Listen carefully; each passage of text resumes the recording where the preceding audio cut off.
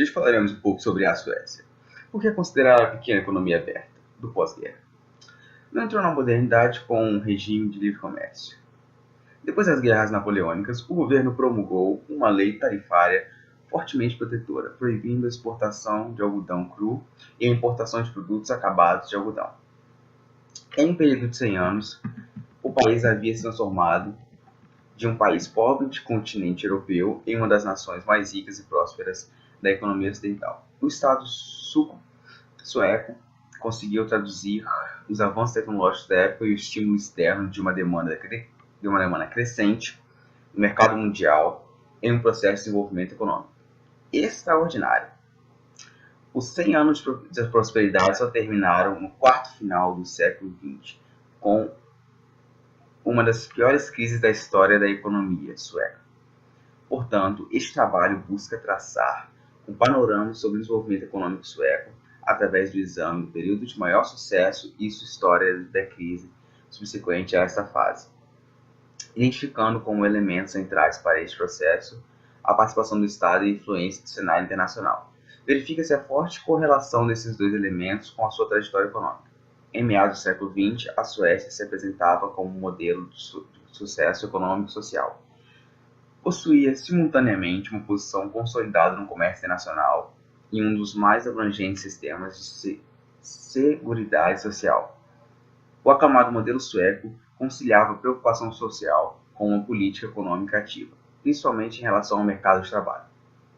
Primeiramente, é preciso enfatizar a configuração da fase de crescimento que abrange as décadas de 1870 e 1970, como um verdadeiro marco de transformação econômica e estrutural sueca, onde a nação pobre, essencialmente agrícola, apresentou um dos maiores e intensos desenvolvimentos socioeconômicos da época.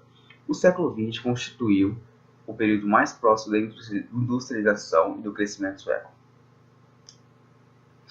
O grande trunfo foi conseguir tirar vantagem dos avanços tecnológicos e organizacionais da época.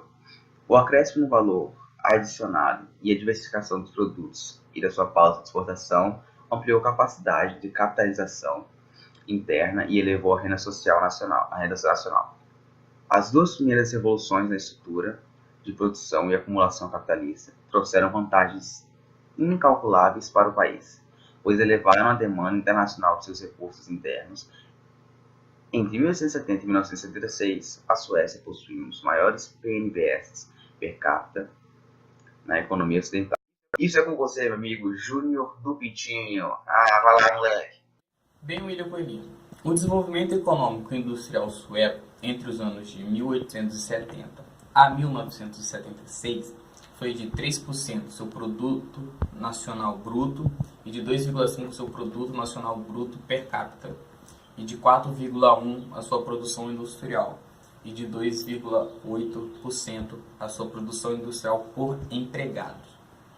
Já comparando com outros países como a França, que teve 2% do seu produto nacional bruto e de 1,8% a sua produção nacional bruto per capita, e já a sua produção industrial de 2,6% e 2,3% da sua produção industrial por empregados, é um número bem acima da média. Já os Estados Unidos teve uma produção industrial bruta, a produção nacional bruta,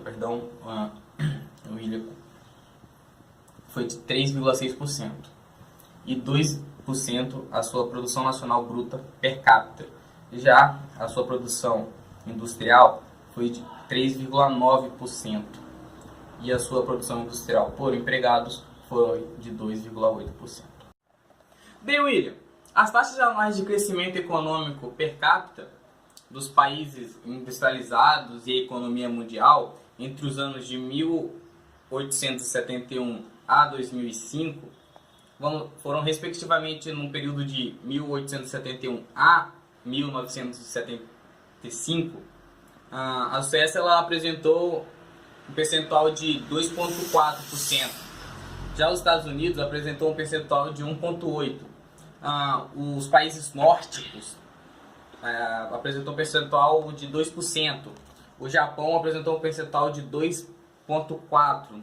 Já a economia mundial apresentou uma porcentagem de 1,5%.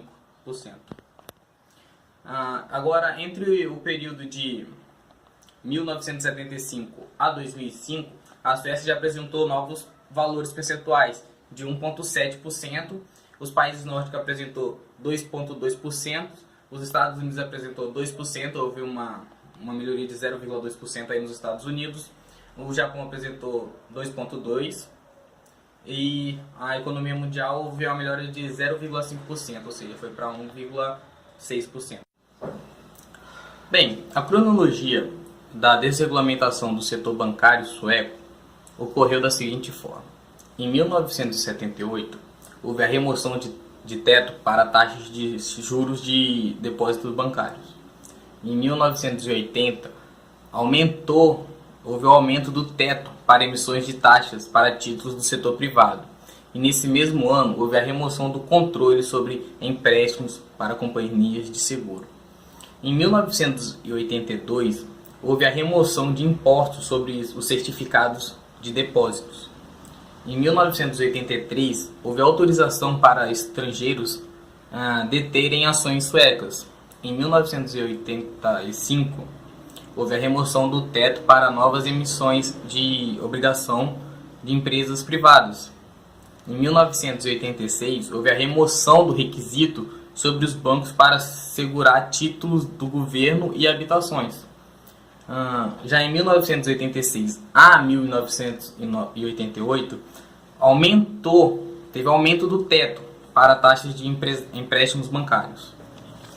Já em 1989, houve autorização para bancos estrangeiros constituírem subsidiárias na Suécia. E em 1990, houve autorização para residentes suecos comprarem ações estrangeiras.